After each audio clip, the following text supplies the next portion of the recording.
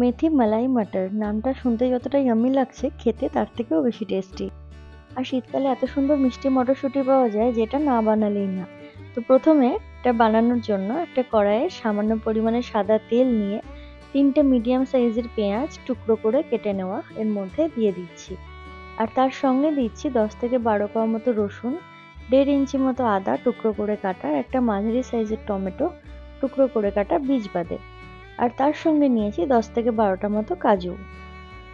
সামান্য পরিমাণ লবণের মধ্যে দিয়ে দিলাম যাতে এগুলো খুব তাড়াতাড়ি নরম হয়ে যায়। আঁচটা একদম মিডিয়াম টু লো করে ঢাকা দিয়ে কিছুক্ষণ রেখে দেবো যাতে নরম হয়ে যায়।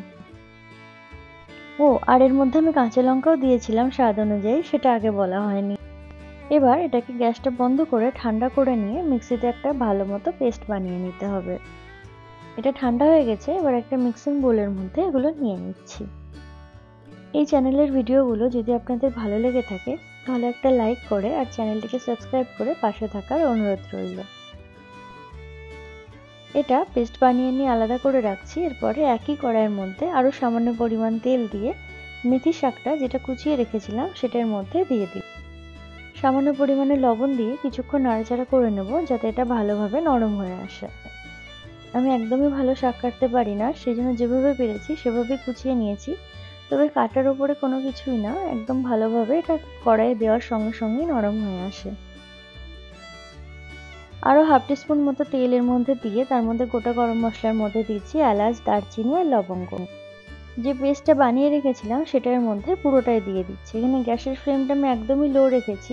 মশলার বাটি ধোয়া সামান্য জলও এর মধ্যে দিয়ে দিলাম। গ্যাসের ফ্লেমটা লো টু মিডিয়ামে রেখে কিছুক্ষণ নাড়াচাড়া করে নেব যতক্ষণ না মশলা থেকে তেলটা ছেড়ে আসছে। এবার এর মধ্যে স্বাদ অনুযায়ী নুন আর চিনিটা দিয়ে দেব। আলাদা করার অন্য কোনো মশলাতে ব্যবহার হয় না। এখানে সামান্য পরিমাণ কসুরি মেথি দেওয়া যেতে পারে, তবে সেটা আমি এখানে ব্যবহার করছি না যেহেতু টাটকা মেথি দিয়েছি। মশলা থেকে তেল ছাড়তে শুরু হয়েছে, এবার যে মেথির শাকটা আলাদা করে ভেজে রেখেছিলাম সেটার মধ্যে মিশিয়ে নিচ্ছি। মেথির শাকটা মশলার সঙ্গে কিছুক্ষণ ভালোভাবে মিশিয়ে নেব। মিশিয়ে নেওয়ার পরে যে মটরশুঁটিগুলো এর মধ্যে দেবো সেগুলো একসঙ্গেই মিশিয়ে নিচ্ছি। মটরশুঁটি একদমই ভাপানো বা সেদ্ধ করা কোনোটাই ছিল না, একদম টাটকা মটরশুঁটি ব্যবহার করছি। সবকিছু মশলার সঙ্গে একবার ভালোভাবে মিশিয়ে নিতে হবে। মিশিয়ে নেওয়ার পরে যতটা গ্রেভি করতে চাইছি তার উপরে পরিমাণ করে জল আমি এর মধ্যে দিয়ে দেব। তবে জলটা একটু বেশি দিলেই ভালো, কারণ মটরশুঁটিটা এর সঙ্গে সেদ্ধ হবে। যেহেতু টাটকা মটরশুঁটি সেই জন্য ভালোভাবে একবার মিশিয়ে নিয়ে ফ্লেমটা লো টু মিডিয়াম করে ঢাকা দিয়ে রাখবো বেশ কিছুক্ষণের জন্য। এখানে 10 মিনিট মতো একদম লো ফ্লেমে আমি ঢাকা দিয়ে রেখেছিলাম।